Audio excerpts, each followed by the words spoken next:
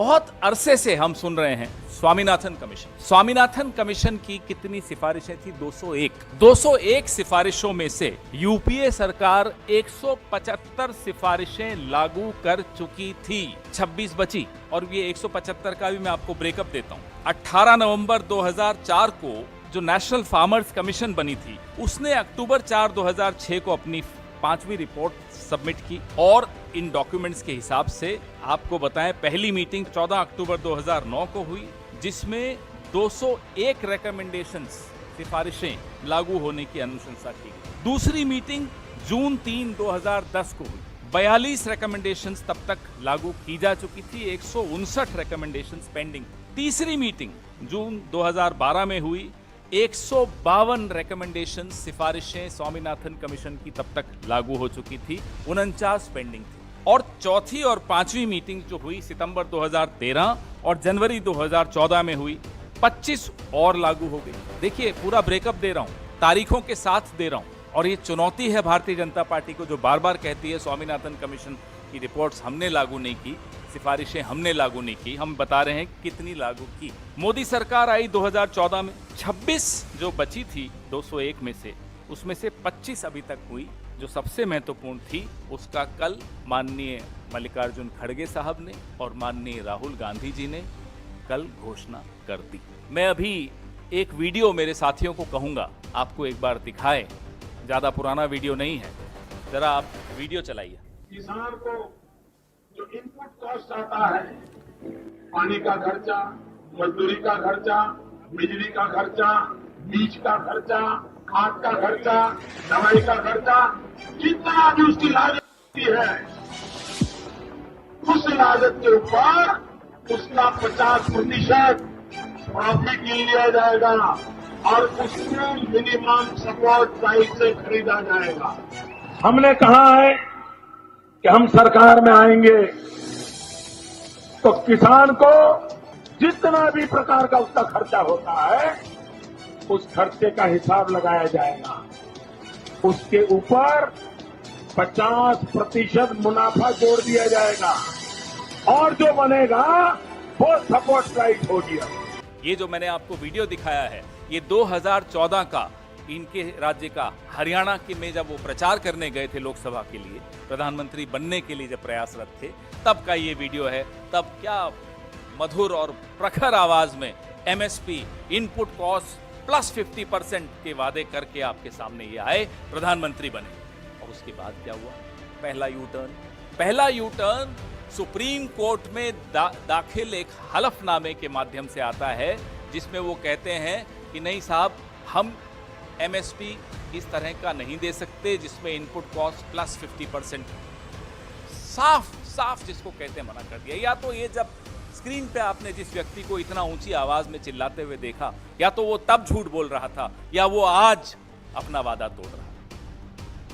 न केवल वादा तोड़ रहा, वादा तोड़ने के साथ साथ किसानों के रास्ते पर कील बिछाना, किसानों को खालिस्तानी बोलना, उपद्रवी बोलना, सोरोस का एजेंट बोलना। एक के बाद एक आप किसानों को गाली दिलवा रहे हो। अपने पूरी आपकी ट्रोल आर्मी जो सोशल मीडिया पर बैठी है, सुबह से शाम तक पता नहीं आप कितना करोड़ों रुपए उन पर खर्च करते हो, उनसे आप किसानों को गाली दिलवाते हो। मैं अभी एक वीडियो मेरे साथियों को कहूंगा इसी आदमी का, आपको एक बार दिखाए, ज्यादा पुराना वीडियो नहीं है, जरा आप वीडियो चलाइए। उसके बाद प्रेस कॉन्फ्रेंस आगे जारी रखेंगे।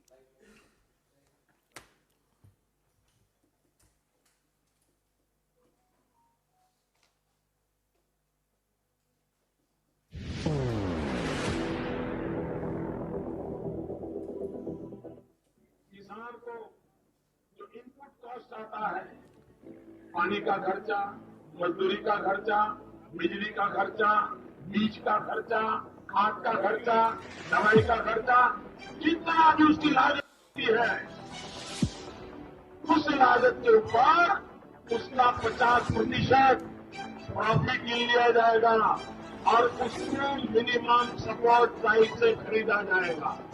हमने कहा है कि हम सरकार में आएंगे तो किसान को जो लागत लगती है खेती करने में, उसका जो इनपुट कॉस्ट है, बीज होगा, पानी होगा, बिजली होगी, खाद होगा, दवाइयां होगी, मजदूरी होगी, जितना भी प्रकार का उसका खर्चा होता है उस खर्चे का हिसाब लगाया जाएगा।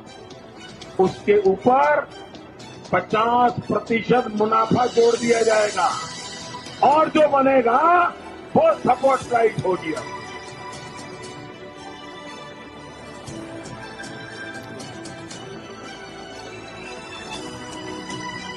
ये आपने देखा देश के प्रधानमंत्री बनने से पहले जब मुख्यमंत्री थे तो आप सामने देख रहे हैं कि जो कंज्यूमर अफेयर्स का वर्किंग ग्रुप था उसकी रिपोर्ट देते हुए उन्होंने अपना एक ट्वीट किया। प्रधानमंत्री डॉक्टर मनमोहन सिंह जी को वो रिपोर्ट दी थी जिसमें स्पष्ट तौर पे उस वक्त के गुजरात के मुख्यमंत्री एमएसपी के बहुत बड़े वकील बनकर सामने आए थे। आपके सवाल। सर, किसानों का 12 सवाल है जो मांग कर रहे हैं।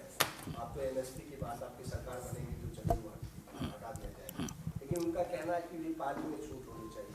आदिवासियों के जो जमीन हटते जा रहे हैं उस पर स्वामीनाथन की रिपोर्ट को लागू करना चाहिए। कुल मिला के 12 सवाल हैं। क्या लगता है वो जायज है? क्या किसानों का ये हक नहीं है कि अपनी रोजमर्रा की जीवन से जुड़े हुए सवालों को उठाएं? वो जल का हो, वो जंगल का हो, वो जमीन का हो, वो बिजली का हो, वो एमएसपी का हो।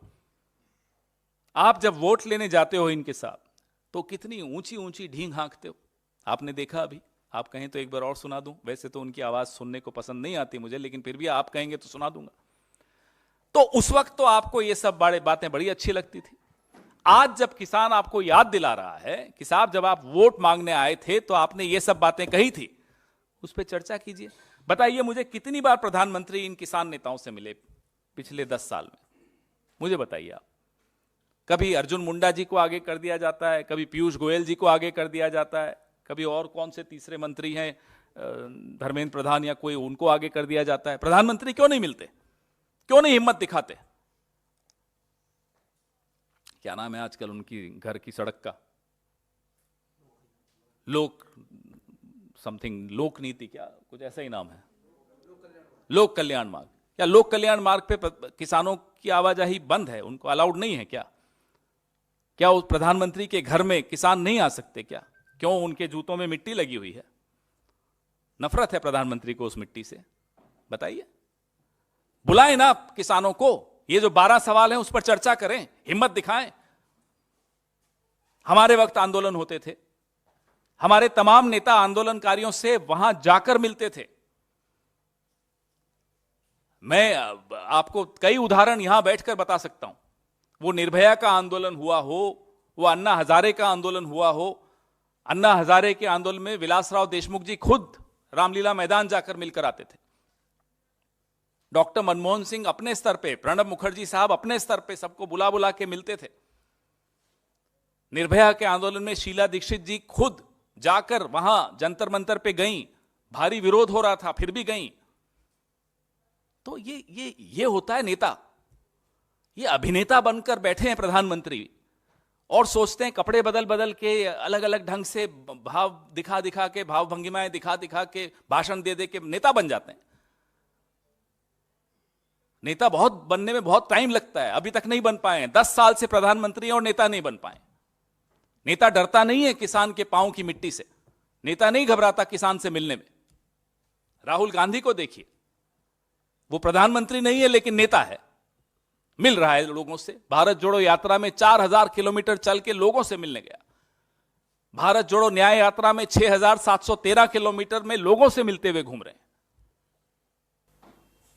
जी पवन जी, सर आप प्रॉमिस कर रहे हैं एमएसपी जब सरकार में आएंगे, लेकिन जब आपकी खुद की सरकार थी 2010 में, तो जो कृषि मंत्री थे केवी थॉमस जी, उन्होंने पार्लियामेंट में कहा, मैं उन्हें कोट कर रहा हूँ, an increase prescribing an increase of at least 50% on cost may distort the market. A linkage between MSP and cost of production may be counterproductive in some cases. तो ये देखिए, बिल्कुल ठीक है, चर्चा करते रहे, चर्चा नहीं रुकी। हर चीज, कोई बड़ा निर्णय लेने से पहले स्टेक होल्डर्स से बात की जाती है। मैं अपनी बात रखता हूं, वो अपनी बात रखते हैं। वो सब करने के पश्चात 201 में से 175 सिफारिशें लागू करने का भी काम यूपीए ने किया। और अब पूरी स्टडी करने के बाद यह निर्णय लिया गया है। आपने देखा हमारे रायपुर अधिवेशन में जो हमने कृषि संबंधित रेजोल्यूशन पास की थी, प्रस्ताव पारित किया था, मैं अभी विनीत जी आपको वो भी देंगे।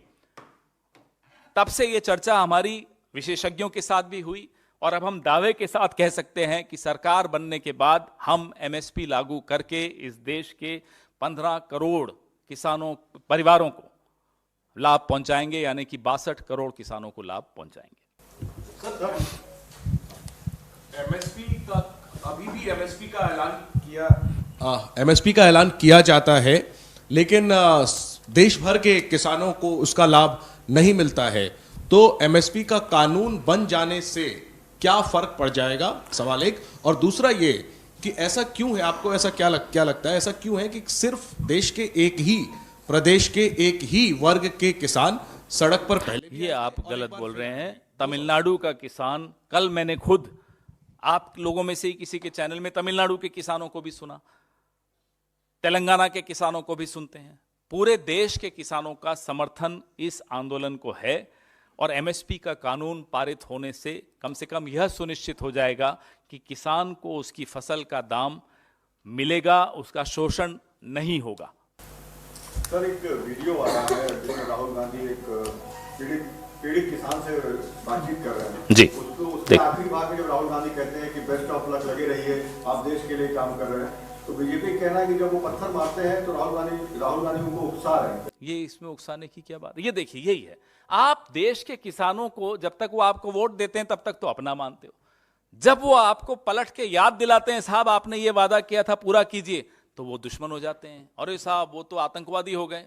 भाई नरेंद्र मोदी जी, आपकी आदत नहीं है आंदोलनों को झेलने की, आपकी आदत तो सवालों को झेलने तक की नहीं है, तो आंदोलन तो बहुत बड़ी बात है। आदत डालना शुरू करिए, अब वैसे खत्म कर दीजिए, अब तो 10 साल पूरे हो गए, जा ही रहे हैं आप। जब रिटायर हो जाएंगे तब सीख लीजिएगा कि क्या होता है आंदोलन को झेलना। पत्थर अगर किसी ने उठाया है तो क्यों उठाया है, आप उसको घर बुला के बात करते क्यों पत्थर उठाता, और पत्थर उठाने के हम पक्षधर नहीं हैं। हम अहिंसक आंदोलन के साथ खड़े हैं और मजबूती से खड़े हैं। अब ये हम पर सोरोस का आरोप लगाएं, खालिस्तानी का आरोप लगाएं, जो इनकी हिम्मत है, जो इनकी औकात है, उतना आरोप लगा दें, हम डरने वाले नहीं हैं, क्योंकि हम अपने देश के किसान के साथ खड़े हैं। सर, बट जिस तरह से पुलिसकर्मी घायल भी हुए, 24 पुलिसकर्मियों को चोटें लगी हैं, उसको लेकर भी स्टेटमेंट। रबर बुलेट किसने चलाई थी? आप में से ही किसी के पत्रकार पर, जो आज भी अस्पताल में है।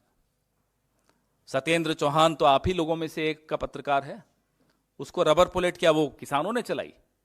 रबर पैलेट्स हैं क्या किसानों के पास? और आजकल तो रबर पैलेट्स वो नहीं होते, छर्रों वाली होती। ड्रोन में आंसू गैस कौन छोड़ रहा था? किसान छोड़ रहे थे या पत्रकार छोड़ रहे थे? हो सकता है आप लोग कर रहे हो, मुझे नहीं मालूम। कांग्रेस पार्टी के पास तो ड्रोन नहीं है, आपके पास होगा। एक कमाल की बात कर रहे हैं आप। आने दीजिए ना, सड़क बंद करके काहे बैठे हो? चलिए, आप में अगर हिम्मत नहीं है किसानों को लोक कल्याण मार्ग पे बुलाने की, अपने घर बुलाने की, उनके साथ चाय पीने की, अगर आप में हिम्मत नहीं है, आप चले जाइए वहां। कितना 8,500 का हवाई जहाज है, 6,500 का? कहीं तो लैंड होता ही होगा वो भी, या सिर्फ विदेशों में ही लैंड होता है? जाइए आप, मिलिए किसानों को। कौन मना करेगा? प्रधानमंत्री अगर मिलना चाहेंगे तो किसान, किसी ने रोका है उन्हें? जी, बस इतना बड़ा मुद्दा। एक सवाल और है, इसके अलावा सोनिया,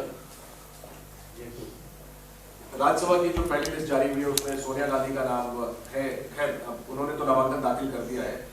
इसको लेकर सवाल उठ रहे हैं कि पिछली बार उत्तर प्रदेश में सिर्फ एक सीट रायबरेली कांग्रेस जीती थी, जिसे सोनिया गांधी जीत कर पहुंची थी। तो उन्होंने आखिर लोकसभा चुनाव से पहले राज्यसभा का रास्ता क्यों चुना सदन जाने के लिए? भाई देखिए, अलग अलग राज्य, हमारे कई राज्यों से प्रस्ताव पारित होकर दिल्ली आया, भेजा गया खड़गे साहब को कि सोनिया जी को हमारे यहां से राज्यसभा में मनोनीत किया जाए। अब हर राज्य में तो सोनिया जी को नहीं भेजा जा सकता था, लेकिन मांग कई राज्यों से आई। और ये मैं तो पर्सनली इसलिए खुश हूं कि मेरे राज्य राजस्थान से अगर सोनिया जी राज्यसभा से आ रही हैं तो हम सबके लिए इससे बड़ी खुशी की बात हो नहीं सकती। आपको मैं 1964 से 1967 की बात करता हूं, थोड़ा नीचे कर दो उनको। 1964 से 1967 में इंदिरा जी राज्यसभा में की सदस्य थी जब वो आईएनबी मिनिस्टर बनी थी। तो ये तो कमाल का सवाल है। तब तो किसी ने नहीं बोला कि भाई आप राज्यसभा में क्यों, लोकसभा में क्यों। उसके बाद वो लोकसभा में आई। तो ये कोई इसमें मुझे नहीं लगता कुछ ज्यादा पढ़ने की आवश्यकता है। लगातार कई चुनाव वो जीती हैं, कोई चुनाव हारी नहीं, लगातार जीतती चली गई। और अब हम सबके लिए बहुत गर्व का विषय है कि वो मेरे राज्य से राज्यसभा में आई। बीजेपी का क्या मतलब है भाई? नहीं, उनका काम क्या है उसमें? उनकी पार्टी है, हमारी पार्टी भी वो चलाएंगे। बेचारे नड्डा जी का तो कुछ पता ही नहीं चलता। आपके चैनल पे देखते हैं अरे मुझे एक्सटेंशन मिल गई, फिर देखते हैं ब्रेकिंग न्यूज, फिर चेक करते हैं अमित शाह से, शाह साहब वाकई हुआ क्या? तो वो हमारी पार्टी चलाने क्यों आ रहे हैं? उनको कहिए अपनी पार्टी चलाएं। प्रधानमंत्री ने लोकसभा में कहा था कि यहाँ बहुत बड़े नेता ऐसे हैं जो लोग अब लड़ने की हिम्मत छोड़ चुके हैं और अब वो राज्यसभा जाने की तैयारी कर रहे हैं। तब सोनिया गांधी पर कसा था वो प्रधानमंत्री करते रहे, उनका काम दिन भर यही है, तंज कसने का। सरकार चलानी आती नहीं है, नेता बन नहीं पाए हैं। इसी तरह की परेश रावल से ट्रेनिंग ले लेकर बोलते रहते हैं पार्लियामेंट में भी और बाहर भी। तो बोलने दो। अब बेचारे खर्चा भी किया होगा, परेश रावल को शायद टिकट भी दी थी उसके बाद। तो जो व्यक्ति सुबह से शाम तक कितना अच्छा अभिनेता बनना है उसकी एक्टिंग कर रहा हो, उसकी रिहर्सल कर रहा हो, उसको करने दो जो कर रहा है। उसको क्यों आप गंभीरता से लेते हो?